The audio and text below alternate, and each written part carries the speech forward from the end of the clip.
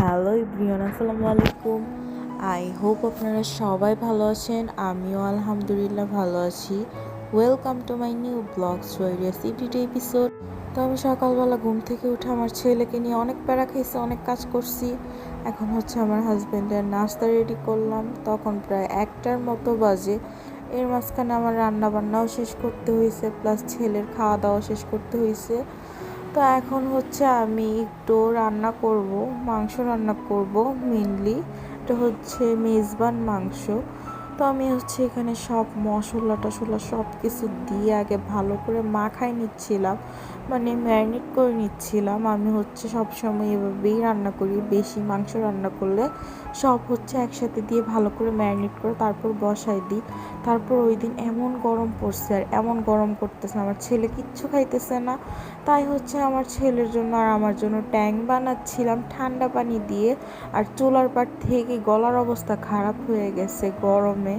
তাড়াতাড়ি করে ট্যাং বানাই ছেলেকেও খাওয়াইলাম, আমিও খেলাম। তারপর এই তো আমার রান্না হচ্ছে মোটামুটি হয়ে গেছে। এটা হচ্ছে মানে মিডিয়াম লুক, এখনও ফাইনাল লুক আসে নাই। আসলে অবশ্যই আমি দেখাবো। ইভেন এখানে রান্না করতেছে, আর আমি রান্না করলে একসাথে অনেকগুলি রান্না করে রাখি, ফ্রিজে রেখে ওপরে খাওয়া যায়। আর এটা হচ্ছে একটু ভালো করে বাগার দিয়ে নিতেছি মশলা টশলা দিয়ে।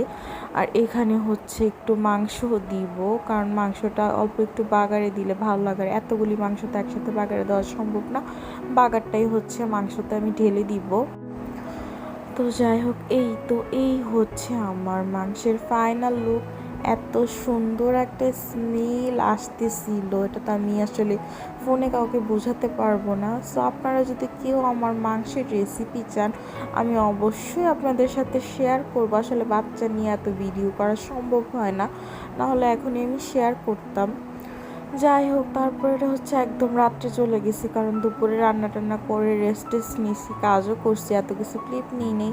তো আমার ছেলে হচ্ছে তার চাচ্চুর সাথে এখানে খেলতেছে, দুষ্টামি করতেছে। এটা হচ্ছে একটা ড্রাগন ফুল। এই ফুলটা আমার শাশুড়ি আমার জন্য সকালবেলা নিয়ে আসছে, এটা দেখেই তো আমার মনটা ভালো হয়ে গেছে।